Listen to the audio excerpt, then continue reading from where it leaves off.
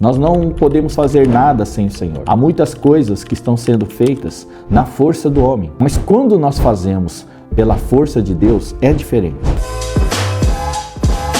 Shalom, amados. É bom estar aqui com vocês para poder compartilhar algo que nós aprendemos nessa jornada. No ano de 2000, eu tive acesso, ainda morando no Japão, um livro chamado Apóstolo da Fé. Ganhei esse livro. Nesse livro contava a história e o testemunho de um homem de Deus, um encanador inglês que viveu no início do século XX, chamado Smith Wigglesworth. E nesse livro relatava o que aconteceu na vida dele depois que ele foi batizado com o Espírito Santo. A manifestação de Deus, de poder, manifestações de curas, milagres, o quanto Deus usou ele para abençoar tantas pessoas. Aquilo chamou demais a minha atenção, né? Cada um de nós tem coisas nas Escrituras que nos chamam a atenção. E quando eu comecei a meditar na Palavra de Deus, em especial nos Evangelhos e no livro de Atos, você vai perceber que tanto o ministério de Jesus quanto o ministério do início dos apóstolos, da Igreja Apostólica,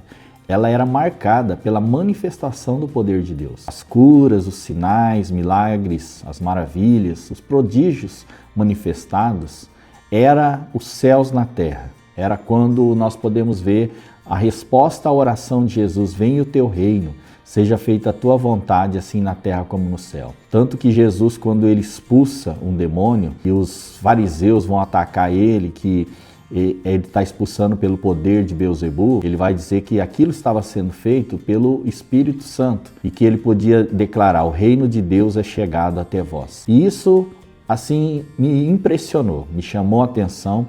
E é muito interessante que quando você lê lá em Lucas, no capítulo 4, versículo 1 e 2, diz assim: Jesus, cheio do Espírito Santo, voltou do Jordão e foi guiado pelo mesmo Espírito no deserto. Durante 40 dias, sendo tentado pelo diabo, nada comeu naqueles dias, ao fim dos quais teve fome. Depois que Jesus ele é batizado nas águas, ele também é cheio do Espírito Santo. Quando João Batista está batizando, ele vai até João Batista e naquele momento ele é cheio do Espírito Santo. Na sequência, diz que ele foi guiado pelo Espírito Santo ao deserto, onde durante 40 dias ele nada comeu, foi um jejum guiado por Deus e na qual ele foi, naquele período, ele foi tentado pelo diabo. Ali ele estava sendo um tempo de preparação. E o interessante nesse texto é o seguinte, é que ele foi cheio do Espírito Santo. Mas lá no versículo 14 de Lucas capítulo 4 diz assim: então Jesus, no poder do Espírito, regressou para a Galileia e a sua fama correu por toda a circunvizinhança. Diz a palavra de Deus, depois de ele ter sido tentado pelo diabo, ele voltou no poder do Espírito Santo. Ele foi cheio e agora voltando no poder do Espírito Santo. E é a partir daqui que ele vai dar início ao seu ministério. E você vai perceber então que o seu ministério foi marcado pelo poder de Deus. As curas, as libertações, os milagres, as pessoas não tinham visto algo como aquilo acontecer. Nós vamos ver que depois da morte e ressurreição de Jesus, ele dá uma orientação para os seus discípulos. E lá em Lucas, no capítulo 24, 49, versículo 49, Jesus vai dizer: não saiam de Jerusalém até que do alto sejais revestidos de poder. Aquilo que Jesus havia vivido, agora ele estava orientando aos seus discípulos, para que eles também fossem revestidos do poder do alto, ao serem batizados com o Espírito Santo. Com qual objetivo?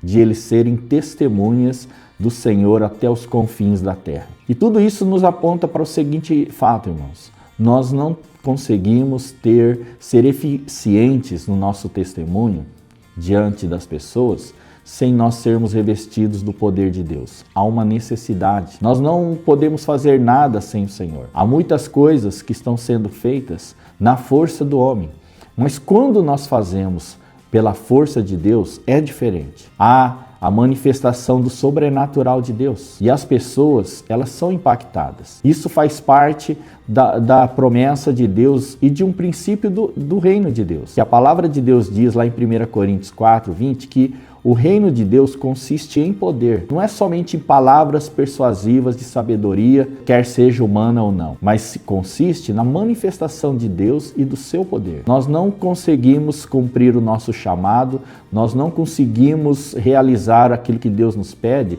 sem que haja a manifestação do poder de Deus. Isso me impulsionou a uma busca por isso, a viver isso e a manifestar isso. E essa tem sido uma das ênfases ministeriais da minha vida. E é tão tremendo, irmãos, tão maravilhoso. Alguns anos atrás eu fui pregar numa cidade aqui no interior do Mato Grosso do Sul e o pastor tinha me convidado para pregar. Ele não me conhecia, mas uma pessoa que me conhecia me indicou para ir lá, o pastor Jetro, um amigo pessoal. Ele disse para esse pastor, você tem que trazer o japonês aí. E ele me convidou sem me conhecer por causa de uma recomendação de um amigo. E eu cheguei lá para pregar, né? Nós estávamos pregando só para líderes, haviam 100 líderes dessa igreja lá participando. E eu me lembro quando eu cheguei, eu olhei para a esposa do pastor e vi uma tristeza no fundo, no profundo do coração dela, né? Não sabia bem o que tinha acontecido, mas eu discerni isso. E o pastor, em determinado momento, depois que eu preguei a primeira ministração, a primeira palavra, ele me contou uma experiência terrível que ele havia sofrido, né? Há muito tempo atrás, a sua filha se suicidou. Algo havia acontecido numa viagem que ela fez. Depois que ela voltou desse evento, ela estava assim muito triste consigo mesmo. E um dia o pastor, então, ele me contando, né, que ele pressentiu algo ruim, ele estava iniciando na época a sua vida com o Senhor. Ele foi até o quarto dela, estava trancado e infelizmente ela havia se suicidado. Mas antes de ela morrer, ele dizia assim para ela, eu não criei uma filha, um filho para ir para o inferno.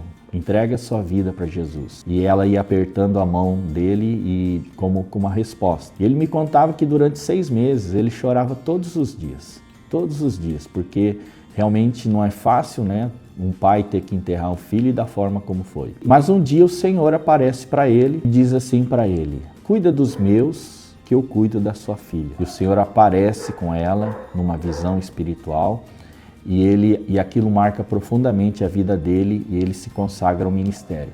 Mas foi uma experiência pessoal dele, não dela, da esposa, da mãe. Depois disso eu entendi que a tristeza que estava no coração era em decorrência desse acontecimento já de muitos anos, mas que a tristeza ainda estava lá no coração dela, né? Quando eu terminei a minha última ministração, de repente me veio uma frase, eu ouvi uma frase, diga para ela que ela não teve culpa do que aconteceu. E eu digo assim, pastora, a senhora não foi culpada, não tem culpa do que aconteceu. E ela me abraçou e ela chorou bastante, o semblante dela havia mudado. E quando eu olhei para ela, eu fiquei tão feliz, porque Deus, pela manifestação profética, tinha curado ela daquela tristeza tão profunda que ela carregava há anos. Antes de eu ir embora, ela veio, ela me deu um abraço bem forte e eu voltei para Campo Grande feliz de ter visto aquilo que Deus havia feito na vida dela. E eu me lembrei de tudo que eu tinha vivido na busca pelo poder de Deus. Anos buscando, anos consagrando ao Senhor com jejum, com muita oração, para ser um instrumento de Deus. Aquele momento foi especial para ela, mas também foi para mim, porque tem valido a pena buscar o poder de Deus para poder abençoar as pessoas. Não é para nós ficarmos conhecidos ou famosos, mas é simplesmente para a gente ser o canal de Deus para abençoar as vidas que Jesus tanto ama, que Jesus deu a vida por elas e que nos comissionou a ir, a fazer discípulos e a manifestar o reino de Deus por onde quer que nós estivermos. Nós precisamos do poder de Deus. Esse é apenas um dos testemunhos que nós temos vivido nesse tempo e tantas pessoas, com a graça de Deus, têm sido impactadas pelo poder do Espírito Santo. Deus abençoe tua vida. Quero realmente te encorajar também nesse sentido de não somente, como eu disse, ser batizado, mas ser revestido desse poder e que seja algo contínuo na sua vida. Por onde quer que você andar, você possa glorificar ao Senhor através da presença e do poder do Espírito Santo na sua vida.